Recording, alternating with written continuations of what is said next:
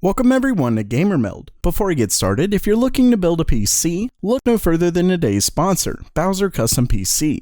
They've got builds for every budget, plus the owner has personally driven over 1,000 miles just to swap out an SSD, so you know customer service is paramount. And you can get 5% off with the coupon code GM505, plus they're offering Windows 10 Pro with any PC purchase, as well as a free 240GB SSD with purchases over $600. Find them linked in the description. Now on to the news. First up for today, it looks like Intel's 9000 series CPUs are official. Not that we thought their next series wouldn't be the 9000 series, but it lends credit to the recent leaks, especially considering what this is about.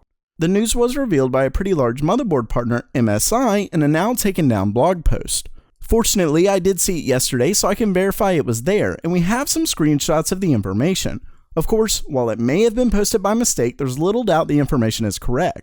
In the post, MSI makes it clear that their Z370 motherboards will support Intel's 9000 series CPUs. They didn't mention any other platforms, but given recent leaks and the other boards releasing long after the Z370s, I'm pretty sure all 300 series motherboards will support the new chips. Next up for today, the news has been fluttering with what certainly appears to be another of Nvidia's next generation 1180 PCBs. This one is far more final product-esque, I will say, and was posted on the Baidu forums. It doesn't tell us too much, but there's one really interesting thing that I'll get to in a minute. First, it's got an 8 and 6 pin connector, though Nvidia could use each individually or both, possibly for a later GPU. It also shows pins for 8 memory dies with what will pretty much definitely be GDDR6. There does appear to be a really odd connector for SLI though. It looks like half of Nvidia's NVLink, which has only so far been used in AI cards to add actual communication between the GPUs. Basically, it's not SLI and it's not really NVLink either. What's exciting is that this could easily be a new SLI that actually involves communication between the two GPUs, instead of just essentially swapping frames.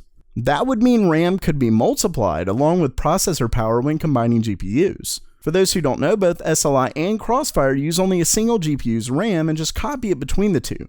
So two 8GB cards still only gives you 8GB of RAM, which is obviously a waste. Of course, I don't want to cause tons of rumors or anything because it's way too early to tell, but it certainly seems we're definitely looking at a new connector, which could actually explain how these GPUs can handle real-time ray tracing.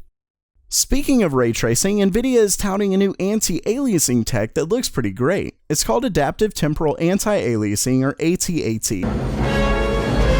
ATAA. It basically adds adaptive ray tracing techniques to the current standard in anti-aliasing, which helps to take out the known blur associated with temporal anti-aliasing, or TAA. What's great is that it still keeps things under 33 millisecond frame delay, yet is comparable to 8 times super sampling.